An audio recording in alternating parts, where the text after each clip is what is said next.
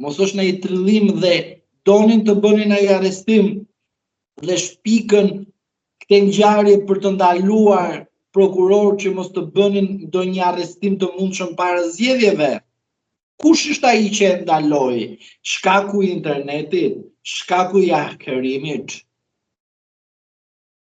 Prandaj, për mendimin tim këto gjëra janë të absurde. Unë nuk i besoj fare. Këto janë prallë me rigon që ti marrim ne, ti konsumojmë këtu tani, të bëjmë një analizë.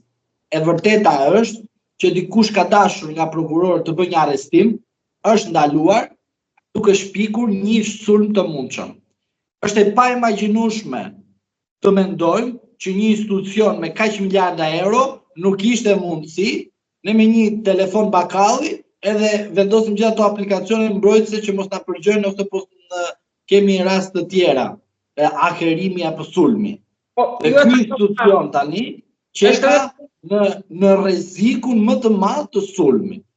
Por mund të jetë edhe gabim njerëzor. Një sekond, lej gabim njerëzor. Më dëgjoj pak them diçka. Sepse ne jemi sulmuar, institucionet shtetërore janë sulmuar. Pra, e kemi psuar një herë. Dhe kur e kemi psuar, këta institucione ishin të detyruar të merreshin armatimin e dur për të mbrojtur pjesën e brendshme të teknologjisë. E kupton? Pra, kemi një precedent. Edhe kjo gjë që është lënë në mëshirë të fatit dhe ndodh brenda një strukture e investuar me miliarda euro, vinë dhe na dalën dhe na bën viktima. Unë nuk e kuptoj. Çfarë loje po luhet këtu?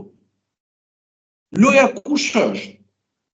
Avokat, lojë zotëri, nuk ka të bëjë, jo të nderuar, kjo është lojë për mua. Nuk është ajo që ju mendoni. Ndërtja është folur konkretisht, gazetari Elvi Fundo ka deklaruar që tek 3 dosi që i kanë shkuar me pjesë, gati mbi 90 faqe, ai flet për një politikan, ish-ministër, deputet, kandidat për deputet, një oligark edhe një grua në pozicion të lartë në administratë. Pra, janë konkretisht, nëse do vazhdojmë skenarin, jo atë që ju mendoni që mund të jetë lojë, sepse dokumentat kanë dalë. Flitet për këta 3 emra.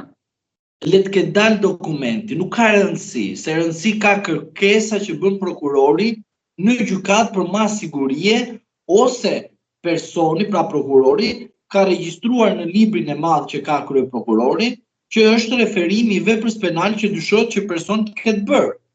Pra, nuk ka kuptim kjo gjë që u vodhën dosjet në PDF. Edhe u vodhën dosjet në PDF. Çfarë problemi shkakton hetimit? Kush është problemi? Që këta personazhe mund të largohen nga Shqipëria, po nuk prishet procedimi penal. Janë në PDF dhe gjykata nuk merret me PDF. Gjykata merret me letra. A4, letra. Në gjuhën shqipe letra quhen. PDF është në teknologji. Dhe këto PDF janë shumë mirë të aksesueshme për arsye që nesër kur do t'i njoftohet akuza personit, avokati dhe i pandeuri ka të drejtën e tij që mos të ekzistojë mohetimi, sepse ato akte do të jenë bërë publike në kuptimin procedurial në gjykatë.